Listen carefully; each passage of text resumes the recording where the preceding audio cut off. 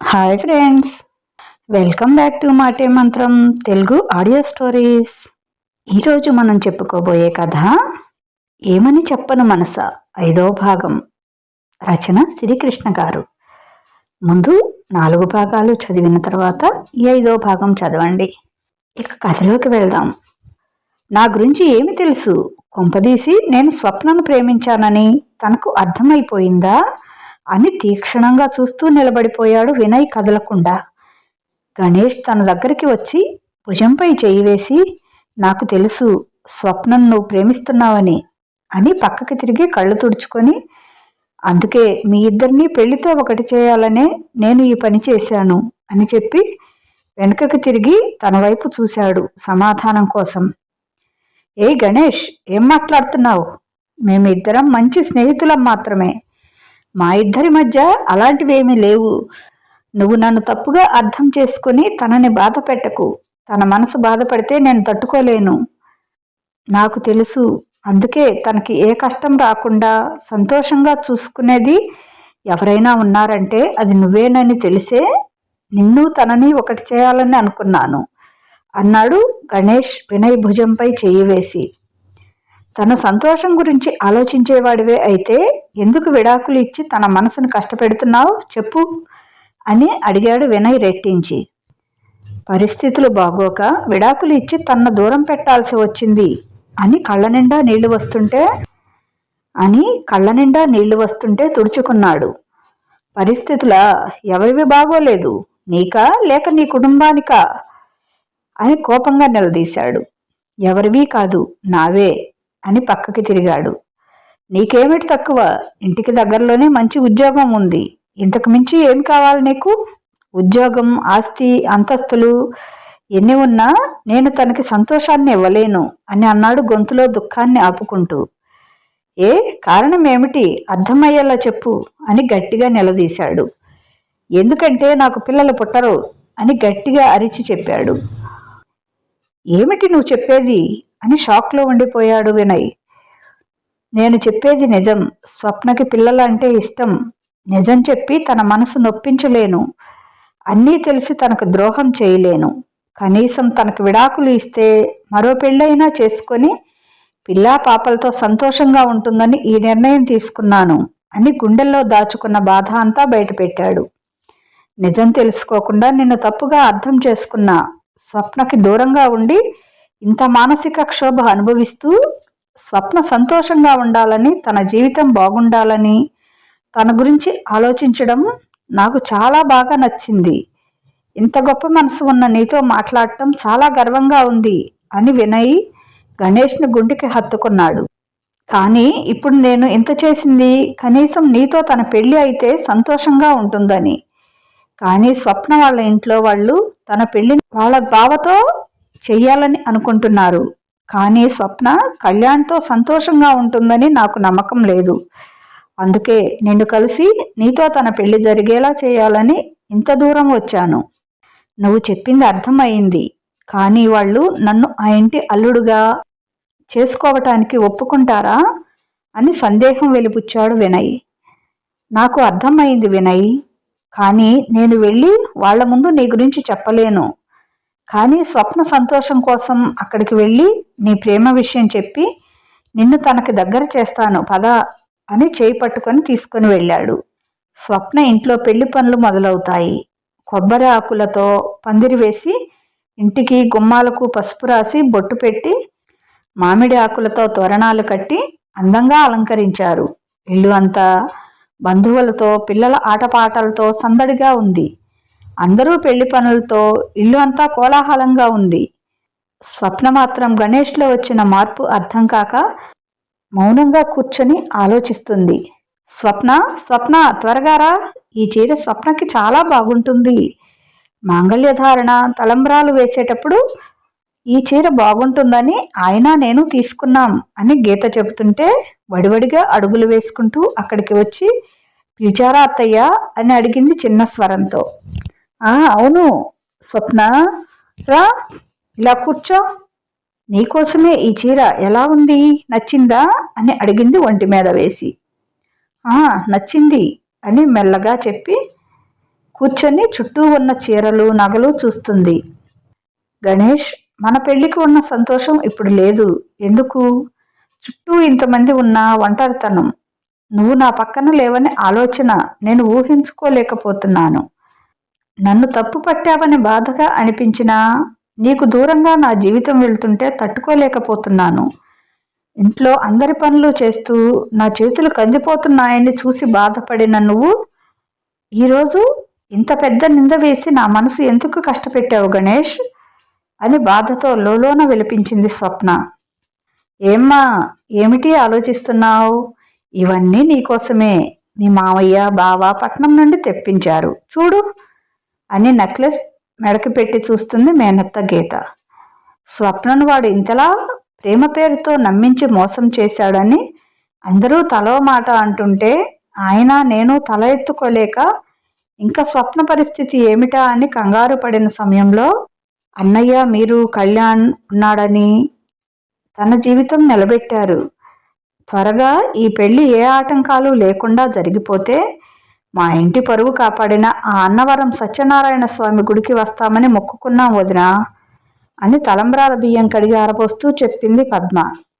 అలాగా, సరే, సాయంత్రం పెళ్లికి అన్నీ సరిగ్గా పెట్టామో లేదో చూద్దాం పదా అని ఇద్దరు పెళ్లికి సంబంధించిన వస్తువులు ఉన్నాయో లేవో ఒకరు పేపర్లో చదువుతుంటే ఒకరు పెట్టెలో అన్నీ సర్దారో లేదో చూస్తున్నారు. ఇంతలో బయట నుంచి గొడవ వినిపిస్తుంది. ఏమిటి? అప్పుడు మా అమ్మాయిని వద్దని చెప్పి గెంటేసి ఇప్పుడు మా ఇంటి గుమ్మంలో అడుగు పెట్టావు, నీకు ఎంత ధైర్యం అని అరిచాడు లక్ష్మణరావు. అప్పుడు మా అమ్మాయిని కాదని అన్నావు కదా, ఇప్పుడు ఏ మొహం పెట్టుకొని వచ్చావు ఎక్కడికి అని నిలదీశాడు స్వప్న తాతయ్య. మీరాగండి నాన్న, వీడికి మాటలతో కాదు, మన అమ్మాయిని కాదని అన్నందుకు చేతలతో బుద్ధి చెప్పాలి అని కత్తి తెచ్చాడు తండ్రి. స్వప్న అది చూసి ఏమిటి నాన్న, ఏం చేస్తున్నారు మీరు అని అడ్డుపడింది. నువ్వు తప్పుకో స్వప్న, నిన్ను కాదని ఇంట్లో నుండి గెంటేసినందుకు వీడికి ఇలానే బుద్ధి చెప్పాలి అని అర్జున్ స్వప్న మామయ్య ఆమెను వెనకకి గెంటాడు. గీత ఆమెను పట్టుకొని ఆపి వాళ్ళ వైపు చూసింది. నా బిడ్డని ప్రేమ అని నమ్మించి మోసం చేసినందుకు మళ్ళీ మరో ఆడపిల్ల మొహం చూడాలంటే భయపడేలా బుద్ధి చెప్పండి అని లోపల నుండి వచ్చి అరిచింది పద్మ. ఏమిటి వదిన, శుభకార్యం జరగాల్సిన చోట ఈ గొడవలేమిటి? అన్నయ్య, ఏమిటి ఈ కత్తి? ఆ అబ్బాయిని నిజంగానే చంపేస్తావా? శుభమాన్ని అక్షింతలు పడాల్సిన చోట రక్తంతో తడిపి శ్మశానం చేస్తావా అని చేతిలో నుండి కత్తి లాక్కుంది. బాబు, నువ్వెందుకు వచ్చావు ఇక్కడికి? త్వరగా ఇక్కడి నుండి వెళ్ళు, లేకపోతే నీ ప్రాణాలు తీసేస్తారు అని బయటికి చేయి పెట్టుకొని తీసుకొని వెళ్ళింది గీత. లేదండి, నేను ఇక్కడికి వచ్చింది వెళ్ళటానికి కాదు, స్వప్న జీవితాన్ని సంతోషంగా ఆస్వాదించేలా చేయటానికి అని ఆమెను ఆపాడు గణేష్. ఏమిటి బాబు నువ్వు చేసేది ఇప్పుడు? తన ప్రేమ కోసం పెళ్లి చేసుకొని తప్పు చేసి ఒకసారి సమస్యలో పడ్డావు, ఇప్పుడు మళ్ళీ తన జీవితాన్ని మారుస్తానని రెండోసారి తప్పు చేస్తున్నావు. వద్దు బాబు, నీకు ఇంకా కష్టాలు వద్దు. స్వప్న గురించి ఆలోచించకు, తన గురించి ఆలోచించి సగం జీవితం నాశనం చేసుకున్నావు. ఇప్పుడు మళ్ళీ ఈ పెళ్లి ఆపే ప్రయత్నం చేయకు, నీకు జీవితం లేకుండా చేసేస్తారు అని చెబుతుంటే గణేష్ ఆమె మాటలు సరిగ్గా అర్థం చేసుకోకుండా, నా జీవితంలో సంతోషం స్వప్న దూరం అయినప్పుడే ఆగిపోయింది, కానీ నా స్వప్న జీవితం అలా కాకూడదు. తను ఎప్పుడూ నవ్వుతూ ఉండాలి. తన సంతోషం కోసమే నేను ఇక్కడికి వచ్చాను, నన్ను లోపలికి వెళ్ళనివ్వండి అని గణేష్ లోపలికి వెళ్తుంటే, ఏం చెప్తాడో చెప్పనివ్వు గీత, నువ్వు లోపలికి రా అని కేకేశాడు లక్ష్మణరావు. గణేష్ అతని పిలుపుతో పందిరి లోపలికి నడిచి అందరి వైపు చూస్తూ స్వప్న దగ్గరికి వచ్చిన తర్వాత తన చూపు తనపై ఉంచి, మామయ్య, ఇప్పుడు నేను చెప్పేది ఏమిటి అంటే అనేసరికి, ఏయ్ ఎవడరా నీకు మామయ్య? ఎప్పుడైతే నా కూతుర్ని వద్దని ఆమె మెడలో 3 ముళ్ళు తెచ్చి విడాకులు కావాలని అన్నావో అప్పుడే నువ్వు నా దృష్టిలో అల్లుడుగా సగం చచ్చావు అన్నాడు ఉక్రోషంగా. ఆ మాటకి కళ్ళల్లో నీళ్లు తిరుగుతున్నా అదుపు చేసుకొని ఊపిరి పీల్చుకొని తను చెప్పాలని అనుకున్నది చెప్పే ప్రయత్నం చేశాడు. ఇంతకీ గణేష్ ఏం చెప్తాడు? వినయ్తో పెళ్లికి స్వప్న అంగీకరిస్తుందా? ఆ మాటకి కళ్ళల్లో నీళ్లు తిరుగుతున్నా అదుపు చేసుకొని ఊపిరి పీల్చుకొని తను చెప్పాలని అనుకున్నది చెప్పే ప్రయత్నం చేశాడు. నేను చెప్పేది పూర్తిగా వినండి, ఆ తర్వాత ఇక్కడ నుండి వెళ్ళిపోతా. ఏమిటిరా నువ్వు చెప్పేది, మేము వినేది? అయినా నీ మాట వినటానికి నీకు మాకు ఏమి సంబంధం అని అన్నాడు గంభీరంగా. మీకు మాకు స్వప్నతో ఏర్పడిన బంధం తెగిపోయిందని నాకు తెలుసు. కానీ స్వప్న సంతోషం మీకు ఎంత ముఖ్యమో నాకు అంతే ముఖ్యం అని అన్నాడు స్వప్న వైపు చూస్తూ. సంతోషం? ఎవరి సంతోషం గురించి నువ్వు మాట్లాడేది? మా అమ్మాయి సంతోషం గురించా?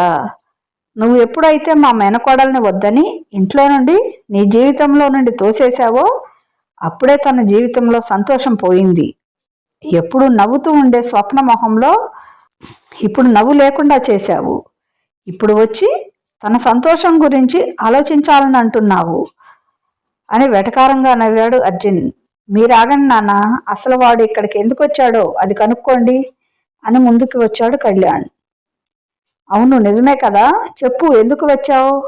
మళ్ళీ ఏ అనార్థాలను సృష్టించాలని వచ్చావు అని గొంతు పెంచాడు అర్జున్ ప్రసాద్. నేను ఏమీ అనర్థాలని సృష్టించాలని రాలేదండి. స్వప్న జీవితం బాగుండే నా ఆలోచన చెప్పాలని వచ్చాను. వినయ్ అని పిలిచాడు. వినయ్ని చూడగానే అందరూ ఇప్పుడు ఎందుకు ఈ అబ్బాయిని ఇక్కడికి తీసుకువచ్చాడని గుసగుసలు వినిపించాయి అందరి మధ్య. స్వప్న మాత్రం గణేష్ ఏం చెబుతాడో అర్థం కాక అయోమయంగా చూసింది. ఇతను ఎవరో తెలుసా? స్వప్న చిన్ననాటి స్నేహితుడు అని అతను చేయి పట్టుకొని చూపించాడు గణేష్. ఆ అబ్బాయి మా అమ్మాయితో చదువుకున్నాడు. ఆ విషయం నాకు తెలుసు, మా కుటుంబానికి తెలుసు, మా ఊర్లో అందరికీ తెలుసు. వాళ్ళిద్దరూ మంచి స్నేహితులని. ఇంతకీ నువ్వు చెప్పేదానికి ఆ అబ్బాయికి సంబంధం ఏమిటి అని గొంతు పెంచి అడిగారు లక్ష్మణరావు.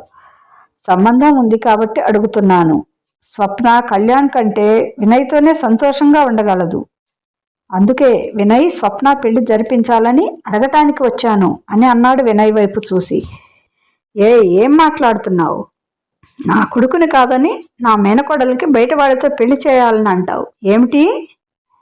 నీకేమైనా అర్థమవుతుందా అని పళ్ళు నూరాడు అర్జున్ ప్రసాద్. నువ్వు ఉండు బావా, వీడు ఇలా హఠాత్తుగా వచ్చినప్పుడే ఏదో సునామీ సృష్టించాలని చూస్తున్నాడని నాకు ముందే అర్థమైంది. వీడి సంగతి నేను చూస్తాను అని చెయ్యి పిడికిలు బిగించి ముందుకు నడిచాడు లక్ష్మణరావు. బావా నువ్వుండు, నీకెందుకు? వీడిని పోలీసులకి అప్పగిస్తే వాళ్లే చూసుకుంటారు. కళ్యాణ్ పోలీసులకి ఫోన్ కలిపావా లేదా అని అడిగాడు.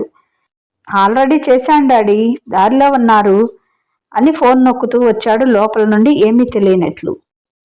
స్వప్న వినయ్ని తనని ఒకటి చేయాలని గణేష్ నిర్ణయానికి కోపంగా చూసి గణేష్ అనుమానంతో ఇలా చేస్తున్నాడని అర్థమయ్యి దగ్గరికి వచ్చి నిలదీద్దామని ముందుకు కదిలింది. ఇంతలో వెనక నుండి ఒక చెయ్యి వచ్చి ఆమె నడుంపై పడేసరికి కంగారుగా వెనకకు చూసింది. ఎదురుగా కళ్యాణ్. మాట్లాడకు అని ఆమె నోటికి చెయ్యి అడ్డుపెట్టి ఎవరూ చూడటం లేదని పక్కకు లాగాడు. బావా ఏమిటి? నువ్వు బయట అంత పెద్ద గొడవ జరుగుతుంటే ఎక్కడికెందుకు లాక్కొని వచ్చావు అని చిరుకోపంగా చూసింది. పెళ్లి కూతుర్ని చేయటంతో పట్టుచీరలో నగలతో తల్లో పూలతో మెరిసిపోతూ అందంగా కనిపిస్తున్న ఆమెను అలా చూసి ఆగలేక, స్వప్న నువ్వు చాలా అందంగా ఉన్నావు, అందుకే నీకు నా మనసులో మాట చెప్పాలని ఇక్కడికి లాక్కొని వచ్చాను అని ఆమె నడుంపై చేయి వేసి దగ్గరికి లాక్కున్నాడు. ఏమిటి బావా నువ్వు? ఈ విషయం దూరంగా నిలబడి చెప్పవచ్చు అని అతన్ని దూరంగా నెట్టింది చిరాకు పడుతూ. నేను నిన్ను ప్రేమిస్తున్నాను స్వప్న, ఐ లవ్ యూ అని ఆమె చేతిపై ముద్దు పెట్టాడు. నీ మీద ప్రేమ మాటల్లో చెప్పలేను, అయినా మనకి ఇంకో 3 గంటల్లో పెళ్ళి. ఇంకా నేను ఏదో పరాయి మనిషిలా మాట్లాడతావేమిటి? నీ మీద పూర్తి అధికారం నాదే అని ఆమె అధరాలను అందుకున్నాడు. ఛీ ఆపు బావా, మనకి పెళ్ళి అన్నారు, ఇంకా పెళ్లి కాలేదు, అప్పుడే తొందర ఎందుకు? ప్లీజ్ దూరంగా ఉండు అని అడ్డుకొని వెనుకకి నెట్టింది. గోడ తగిలి అలానే ఉండిపోయాడు. నొప్పిగా ఉన్నట్టు నటించాడు మూలుగుతూ. అయ్యో నన్ను క్షమించు, పెళ్లి కాకుండా నాకు ఇలాంటివి నచ్చవు. అయినా బయట అంత గొడవ జరుగుతుంటే ఇక్కడ మనం ఇలా తప్పు బావా అని నచ్చ చెప్పి బయటికి నడవబోయింది. ఇదిగో బాబు పోలీసులు వచ్చే వరకు ఎందుకు విషయం? దయచేసి వెళ్ళిపో బాబు. నీ జీవితాన్ని నువ్వే కష్టాల పాలు చేసుకుంటున్నావు అని గీత నచ్చ చెప్పింది బతిమాలుతూ. నువ్వెందుకు వాళ్ళని బతిమాలుతున్నావు గీత? రా లోపలికి. వాళ్ళకి ఎలా బుద్ధి చెప్పాలో మాకు తెలుసు. అదిగో ఇన్స్పెక్టర్ గారు వచ్చేశారు అని బయటికి నడిచాడు. రండి ఇన్స్పెక్టర్ గారు, మా అమ్మాయి పెళ్లి జరుగుతుంటే మధ్యలో వచ్చి ఆపాలని చూస్తున్నాడు అని గణేష్ను చూపించారు. లేదు ఇన్స్పెక్టర్, వీళ్ళు నా స్వప్నకి ఇష్టం లేని పెళ్లి చేస్తున్నారు. తను వినయ్ని ఇష్టపడింది అని గణేష్ వాదించాడు. ఆగండి ఆగండి, నీకు వీళ్ళ అమ్మాయికి సంబంధం ఏమిటి అసలు అని అడిగాడు ఇన్స్పెక్టర్ కిరణ్ గణేష్ వైపు చూసి. తనకి నాకు ముందే పెళ్ళయింది అని అన్నాడు తలదించుకొని. ఓ, తను నీ భార్య, మరి పెళ్ళేమిటి అని ఆశ్చర్యంగా అడిగాడు. ఇన్స్పెక్టర్ సార్, ఇదంతా ఇప్పుడు చెప్పినా మీకు అర్థం కాదు. వాళ్ళిద్దరూ విడిపోయారు, అందుకే మా మనవరాలికి మనవడికి ముడిపెట్టాలని అనుకున్నాం అని చెబుతాడు. ఇంతకీ పెళ్లి కూతురు ఎవరు? తనకి పెళ్లి ఇష్టం ఉందా లేదా అని అడిగాడు ఇన్స్పెక్టర్ సూటిగా. తనకి ఈ పెళ్లి ఇష్టమే అని అన్నాడు గణేష్. ఇప్పుడు నిన్నెవరు అడిగారు? ఆ అమ్మాయిని అడగాలి. అమ్మాయి ఎక్కడా? ముందుకు పిలిపించండి అని అందరి వైపు చూశాడు. అమ్మా స్వప్న, ఏది ఇక్కడే ఉండాలి కదా అని లోపలికి వెళ్ళారు పద్మ, గీత. నాకు ఇది తప్పు అనిపించటం లేదు. అయినా నువ్వు నాకు మళ్ళీ ఒంటరిగా దొరకవు, అందుకే ప్లీజ్ ఒక్క 10 నిమిషాలు మాట్లాడుకు అని ఆమె చీర పట్టుకొని లాగాడు. బావా, నువ్వు ఎలాంటి వాడివో నాకు ఇప్పుడు అర్థమైంది అని చిరాకు పడి చెయ్యి వదిలించుకొని తలుపు తీయటానికి నడిచింది. ఆగు స్వప్న, ఏమర్థమైంది? అయినా ఇందులో తప్పేమి ఉందని? ఇవన్నీ ఈ రోజుల్లో కామన్. అయినా మనం పెళ్లి చేసుకుంటాం కదా, ఎందుకు భయం? రా అని చేయి పట్టుకొని లాగాడు. ఇంతలో పద్మ, గీత స్వప్న అని పిలవటంతో వస్తున్నానమ్మా అని చిరాకు పడి వేగంగా వెళ్ళిపోయింది. ఛీ, బావ నన్ను కాదు నా శరీరాన్ని కోరుకుంటున్నాడు అని తిట్టుకొని బయటికి నడిచింది. ఏమ్మా, నువ్వేనా స్వప్న అంటే అని అడిగాడు ఇన్స్పెక్టర్. అవును, నేనే స్వప్నండి అని ఎదురుగా ఉన్న గణేష్ను చూస్తూ చెప్పింది. ఏమ్మా, ఇతనికి నీకు పెళ్ళయిందా? అయ్యింది, కానీ తెలుసు విడిపోయారు. అందుకని ఇప్పుడు మీ మేనత్త కొడుకు వరుసకి బావయ్య కళ్యాణ్ని చేసుకుంటున్నారు కదా? అవును అని బాధగా చెప్పింది. మరి నీ భర్తేమో నువ్వు ఈ అబ్బాయి వినయ్ను ఇష్టపడ్డావని చెబుతున్నారు అని వినయ్ను చూపించాడు. స్వప్న ఆ మాటకి ఆశ్చర్యపడుతూ ఏం చెప్పాలో తెలియక అయోమయంగా చూసింది. ఇంతలో కళ్యాణ్ ఆమె పక్కకు వచ్చి నిలబడ్డాడు, చెయ్యి తగిలేలా రాస్తూ. ఏమ్మా చెప్పు, నీకు ఈ అబ్బాయి వినయ్ అంటే ఇష్టమా లేక మీ బావ అంటే ఇష్టమా? చెప్పు, ఇప్పుడు ఈ పెళ్లి ఎవరితో జరగాలో లేదో తెలుస్తుంది అని అడిగాడు ఇన్స్పెక్టర్ కోపంగా. ఛీ, బావ నన్ను కాదు నా శరీరాన్ని కోరుకుంటున్నాడు.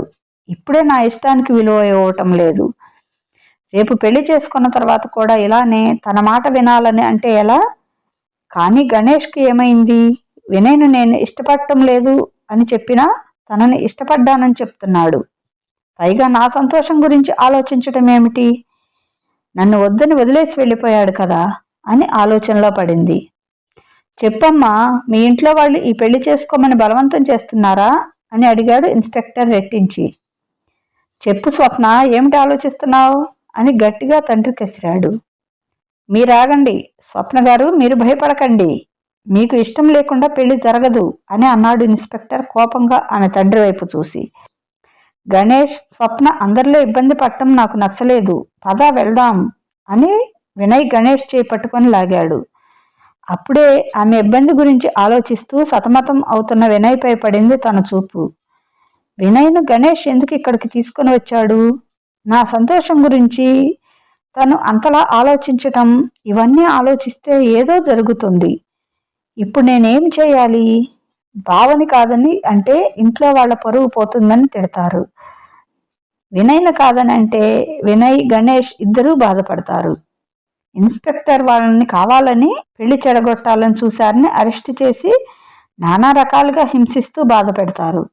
నో, నాకంటే నా సంతోషం గురించి ఆలోచించే వాళ్ళకి ఏమీ కాకూడదు అని అందరి వైపు చూసి కళ్యాణ్కి దూరంగా జరిగి, ఇన్స్పెక్టర్ గారు, నాకు మా బావ అంటే ఇష్టం లేదు, కానీ ఇంట్లో వాళ్ళ కోసమే ఒప్పుకున్నాను. కానీ మాటలకి అడ్డుకొని మీకు మీ బావతో ఇష్టం లేదంటే వినయ్ ఇష్టమని కదా దాని అర్థం అని సూటిగా ప్రశ్నించారు ఇన్స్పెక్టర్. ఇష్టమే కానీ అని ఏదో చెప్పబోతే, చాలు విన్నారు కదా అందరూ, మీ అమ్మాయి ఇష్టపడిన ఈ అబ్బాయి వినయ్తో పెళ్లి జరిపించండి అని చెప్తుంటే ఆ మాటలకు అడ్డుగా వచ్చి, ఏమిటండి మీరు అనేది, మేమంతా మా మేనల్లుడితో పెళ్లి జరగాలని కోరుకుంటే మీరేమిటి అమ్మాయి చెప్పేది పూర్తిగా వినకుండా ఆ అబ్బాయితో పెళ్లి జరిపించండి అంటున్నారు అని ఎదురు వెళ్ళాడుగా లక్ష్మణరావు. చెప్పాను కదా, అమ్మాయికి ఒక్కసారి ఇష్టం లేదని అర్థమైన తర్వాత ఏ ఆడపిల్లకి ఇష్టం లేని పెళ్లి చేయటానికి నేను ఒప్పుకోను.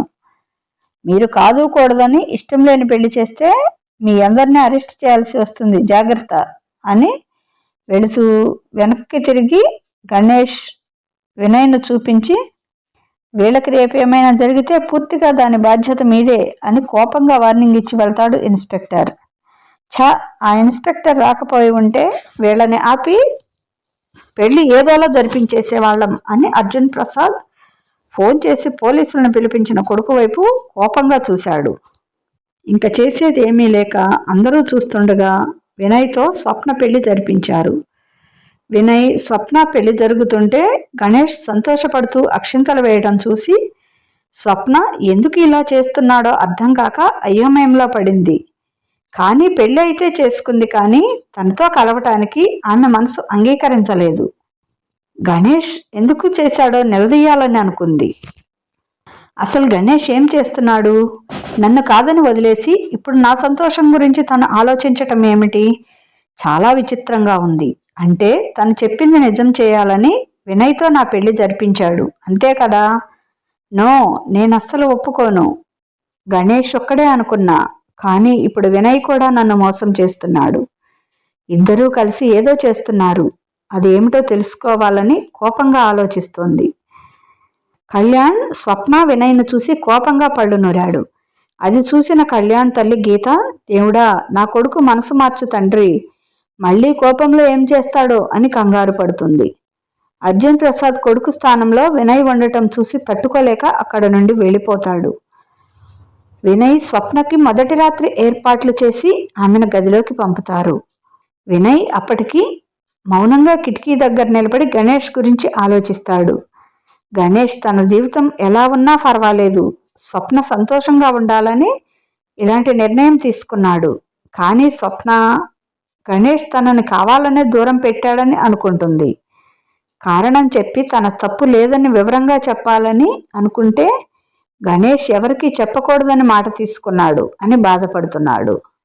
ఇంతలో స్వప్న వచ్చి తలుపు వేసిన చప్పుడుకి ఆలోచనలో నుండి బయటికి వచ్చి వెనకకు తిరిగాడు. వెనక స్వప్న తెలుపు ఎరుపు అంచు చీరతో, తలలో మల్లెపూలతో, చందమామ లాంటి మోముతో, ముత్యాలు రత్నాలు పొదిగిన బంగారు ఆభరణాలతో, చేతిలో పాల గ్లాసుతో అందంగా కనిపిస్తుంది.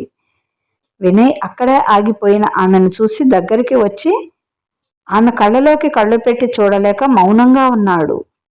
ఇంతలో ఆమె కోపంగా పాల గ్లాసు పక్కన పెట్టి, రా, ఆగిపోయావే వినయ్, ముట్టుకో, ఈ శరీరం ఇప్పుడు నీ సొంతమైంది కదా, దీనికోసమే కదా గణేష్కి నాకు మధ్య లేని అపార్థాలు సృష్టించి దగ్గర అయి పెళ్లి చేసుకుంది అని ఆమె చీర కొంగు తీసేసింది ఏడుస్తూ. అతనికి ఏం చేయాలో తెలియక స్వప్న అది అని చెబుతుంటే అతని మాటలకి అడ్డుపడి, మాట్లాడకండి, నాకు అంతా తెలుసు, నువ్వే దీనికి అంతటికీ కారణం. నాతో స్నేహంగా ఉంటూనే నాతో ఇష్టం వచ్చినట్లు చేతులు కలుపుతూ దగ్గరగా నడిచే సమయంలోనే అనిపించింది నీలో నాపై చెడు ఉద్దేశం ఉందని, కానీ అది త్వరగా తెలుసుకోలేకపోయాను అని కిందపడి ఏడుస్తుంది. స్వప్న, నేను చెప్పేది విను, నేను ఏమీ కావాలని చేయలేదు అని ఏదో చెప్పాలని అనుకుంటే ఏమిటి చెప్పేది నువ్వు? నాకు గణేష్ ఇష్టమని తెలిసిన తర్వాత ఆ రోజు నీ మొహంలో నవ్వు మాయం అవటం గమనించాను. కానీ నేనే తప్పుగా అనుకుంటున్నానని మనసుకు నచ్చజెప్పుకున్నాను. కానీ నా ఆలోచన తప్పు కాదు, నిజమేనని ఇప్పుడే పూర్తిగా అర్థమవుతుంది. పెళ్ళయిన తర్వాత మేము కలవలేదని తెలిసి మా ఇంటికి తరచూ వస్తూ మా మధ్య లేనిపోని అనుమానాలు వచ్చేలా చేశావు. అందుకే గణేష్ నీకు నాకు మధ్య ఏదో అక్రమ సంబంధం నడుస్తుందని నన్ను అనుమానించి విడాకులు ఇచ్చేశాడు. కానీ నేను ఏ తప్పు చేయలేదని ప్రతివ్రతనని ఎంతలా గొంతు చించుకొని చెప్పినా అతను నమ్మేలా లేడు. అతను నేను చెప్పేది వినకుండా తను చెప్పేది నిజమే అని ఆ తప్పు సరిచేసినట్లు, నా సంతోషం గురించి మాట్లాడినట్లు మన ఇద్దరి పెళ్లి చేసి వెళ్ళిపోయాడు అని వెక్కి వెక్కి ఏడుస్తోంది ఆమె. ఆమెను ఎలా ఓదార్చాలో అర్థం కాక, గణేష్ ఎప్పుడూ నీ సంతోషం గురించి ఆలోచిస్తాడు, కానీ ఏదీ కావాలని చేయడు స్వప్న అని గణేష్ తరపున మాట్లాడాడు. ఏమి సంతోషం? ఎప్పుడూ అయితే నా గణేష్ నన్ను తప్పుగా అర్థం చేసుకొని అనుమానించాడో అప్పుడే నా జీవితంలో సంతోషం పోయింది. ఇప్పుడు నువ్వు వచ్చినంత మాత్రాన నా జీవితంలో సంతోషం వస్తుందని అనుకోకు అని కళ్ళు ఎర్ర చేసి దుప్పటి దిండు తీసుకుని నేల మీద వేసింది. ఇక నుండి నేను ఇక్కడే పడుకుంటాను.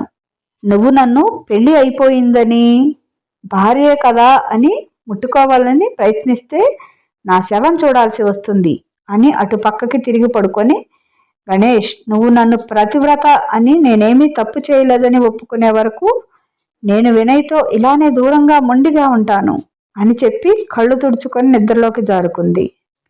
వినయ్ ఆమె పరిస్థితి చూసి బాధపడి తను కూడా మాట్లాడకుండా మంచం మీద పడుకొని, నువ్వు నన్ను తప్పుగా అర్థం చేసుకున్నా పర్వాలేదు స్వప్న, గణేష్ తప్పు ఏమీ లేదు, తను ఏమి చేసినా నీకోసమే చేస్తాడు అని స్వప్నను చూస్తూ నిద్రలోకి జారుకున్నాడు. కళ్యాణ్ పైకి మంచిగా నటిస్తూ వాళ్ళ మధ్య ఏమీ జరగకుండా ఉండాలని అటు ఇటు తిరుగుతున్నాడు గదిలో. స్వప్న నీ వెనక పిచ్చోడిలా తిరుగుతుంటే అందరిలో నన్ను ఇష్టం లేదని అవమానించి ఆ వినయ్తో తాళి కట్టించుకొని హ్యాపీగా ఉందామని అనుకున్నావా? అది ఎప్పటికీ జరగదు. గణేష్ని ఎలా దూరం చేశానో అలానే వినయ్ని కూడా దూరం చేసి నీకు నరకం చూపిస్తాను. నన్ను కాదని అన్నందుకు నువ్వు బాధపడి కుళ్ళి కుళ్ళి ఏడ్చేలా చేసి చివరికి ఏ దిక్కు లేక నా దగ్గరగా వచ్చేలా చేసుకుంటానని మందు తాగుతున్నాడు కళ్యాణ్. అప్పుడే తల్లి గదిలో కొడుకు మందు తాగటం చూసి, రేయ్ ఏం చేస్తున్నావురా? తాతయ్య మామయ్యకి నీకు మందు సిగరెట్ అలవాటు ఉందని తెలిస్తే తిడతారు, ఇక్కడ 1 నిమిషం కూడా ఉండనివ్వరు అని కంగారు పడి తలుపు దగ్గరగా వేసి వచ్చి తిడుతుంది మెల్లిగా. ఏయ్ వెళ్ళు, స్వప్నతో పెళ్లి జరిగేలా చేయమని చెప్తే ఆ వినయ్తో పెళ్లి జరిగేలా చేశావు. నువ్వు నాకు నచ్చింది ఇవ్వలేనప్పుడు నేను వాళ్ళకు నచ్చినట్లు ఎందుకు ఉండాలి? నాకు నచ్చినట్లు ఉంటాను, నా లైఫ్ నా ఇష్టం అని మందు తాగి తూలుతూ పడుకున్నాడు. అయ్యో దేవుడా, ఏమిటి నాకు ఈ పరిస్థితి? ఒక్కగానొక్క కొడుకు, వీడి పరిస్థితి చూస్తుంటే భయం వేస్తుంది. వీడు ఇలానే ఉంటే ఎలా? వీళ్ళ నాన్నకి సర్ది చెప్పలేకపోతున్నాను. వీడు కూడా వీళ్ళ నాన్నలాగానే స్వార్థంగా ఆలోచిస్తున్నాడు. ఇప్పుడు స్వప్నను తనకు భార్య కాకుండా దూరం చేసినందుకు వినయ్ను గణేష్ను ఏం చేస్తాడో తలుచుకుంటేనే భయం వేస్తుంది అని ఏడుస్తూ కొడుకుని మంచం మీద పడుకోబెట్టి తలుపు వేసేసి గదిలోకి వెళ్తుంది. ఉదయం లేవగానే స్వప్న స్నానం చేసి బయటికి వచ్చింది. కళ్యాణ్ ఆమెను చూసి బాధగా మొహం పక్కకి పెట్టుకున్నాడు. స్వప్న ఏమీ మాట్లాడలేక మౌనంగా దగ్గరికి వచ్చి పక్కన కూర్చొని, సారీ బావా, నా మీద నీకు చాలా కోపంగా ఉంది కదా అని అన్నది తలదించుకొని. దేనికి కోపం? నాకేమీ కోపం లేదులే, నీకు ఇష్టం లేకపోతే నువ్వేం చేస్తావు అని అన్నాడు దిగులుగా. వినయ్ కూడా లేచి హాల్లోకి వచ్చేసరికి గీత కాఫీ తెచ్చి స్వప్న చేతికి ఇస్తుంది. మీ బావకి నేను ఇస్తాను, అది నీకు మీ ఆయనకి, వెళ్ళు, అబ్బాయి మొహమాటం ఎక్కువ, బయటికి వచ్చి అడగలేక ఇబ్బంది పడుతున్నాడు అని స్వప్నకి చెప్పి గీత పంపిస్తుంది. అలాగే అత్తయ్య అని లోపలికి వెళ్ళి వినయ్కి ఇద్దామని తన కోసం చూసింది. వినయ్ ఒంటరిగా కూర్చొని ఆలోచిస్తున్నాడు. స్వప్న మాట్లాడటం ఇష్టం లేక గొంతు సవరించుకొని చిన్నగా దగ్గింది. స్వప్న నువ్వా, గుడ్ మార్నింగ్ అని మంచం మీద నుండి దిగాడు. ఆమె ఏమీ మాట్లాడకుండా కాఫీ అని చూపించి ఇస్తుంది. థ్యాంక్స్, కాఫీ నువ్వే పెట్టావా అని అడిగాడు. లేదు, మా అత్తయ్య ఇవ్వమని అంటే ఇచ్చాను అని తన కోసం తెచ్చిన కాఫీ కూడా తీసుకొని కిటికీ దగ్గర నిలబడి తాగుతుంది. కళ్యాణ్ అటు ఇటు తిరుగుతూ స్వప్న గదివైపు చూశాడు. వినయ్కి ఆమెడ దూరంలో నిలబడి కాఫీ తాగటం చూసి, వీళ్ళు రాత్రి కలిశారా లేదా అని అటు ఇటు తిరుగుతూ ఉంటే టేబుల్ మీద పాల గ్లాస్ పెట్టినట్లు ఉంది. అందులో పాలు అలానే ఉండేసరికి పాలు అలానే ఉన్నాయి అంటే అయితే వీళ్ళ మధ్య ఏమీ జరగలేదనుకుంటా అని ఆలోచిస్తూ ఉండగా స్వప్న పాల గ్లాసు చూసి, అయ్యో మర్చిపోయాను, పాల గ్లాసు అలానే వదిలేశాను, ఎవరైనా చూస్తే ఏమనుకుంటారు, మన మధ్య ఏమీ జరగలేదని, భార్యాభర్తల సంబంధం లేదని తెలిసిపోతుంది అని కంగారుగా వెళ్ళి తీసి బయట పంపేసి గ్లాస్ పక్కన పెట్టింది. చాటుగా చూసిన కళ్యాణ్, వీళ్ళు నిజంగా కలవలేదు అయితే అని సంబరపడి అక్కడి నుండి వెళ్ళి హాల్లో తాతయ్య మామయ్య దగ్గర కూర్చున్నాడు. స్వప్నతో పెళ్లి జరగలేదని బాధపడుతూ ఉండాడని అనుకున్న కళ్యాణ్ నవ్వుతూ కనిపించేసరికి అందరూ అయోమయంగా చూశారు. స్వప్న తమ్ముడు బంటి అక్కతో పెళ్లి కాలేదని పిచ్చోడైపోయినట్లున్నాడు పాపం అని బాధగా నిట్టూర్చాడు. అందరూ టిఫిన్ చేయటానికి రండి అని అందరినీ పిలిచి వినయ్ని మాత్రం పట్టించుకోకుండా వెళ్ళిపోతుంది పద్మ. స్వప్న అందరితో కలిసి టిఫిన్ చేయటానికి కూర్చుంది. గీత వినయ్ను చూసి, బాబు వినయ్, రా బాబు, అక్కడే కూర్చున్నావేమిటి, టిఫిన్ చేయండి అని పిలిచి వడ్డిస్తుంది. స్వప్న తండ్రి తన పక్కన కూర్చున్న వినయ్ను చూసి అక్కడి నుండి లేచి వెళ్ళిపోతాడు. ఏవండి, టిఫిన్ తినండి అని వెనకే వెళ్తుంది పద్మ. నాకు ఆకలిగా లేదు, మీరు తినండి, కొందరిని ఎదురుగా చూస్తూ తినటం నా వల్ల కాదు అని వినయ్ వైపు ఓ చూపు విసిరి వెళ్ళిపోతాడు లక్ష్మణరావు. అందరూ వినయ్ వైపు చూస్తుంటే వినయ్ కళ్ళల్లో నీళ్లు తిరిగాయి. కానీ వాటిని గొంతులోనే ఆపుకొని త్వరగా తినేసి పక్కకి వెళ్ళిపోయాడు. స్వప్న వినయ్ వెళ్లే వైపు జాలిగా చూసి టిఫిన్ గబగబా తిని అతన్ని వెతుకుతూ బయటికి నడిచింది. వినయ్ బయట వరండాలో కూర్చొని పేపర్ చదువుతూ ఉన్నాడు. తను బాధపడుతున్నాడు అనుకున్న స్వప్న పేపర్ చదవటం చూసి ఊపిరి పీల్చుకొని లోపలికి వెళ్ళిపోతుంది. గీత మాత్రం ఇద్దరినీ గమనిస్తూ బయట కూర్చున్న వినయ్ దగ్గరికి వెళ్ళి, బాబు వినయ్ అని పిలిచింది.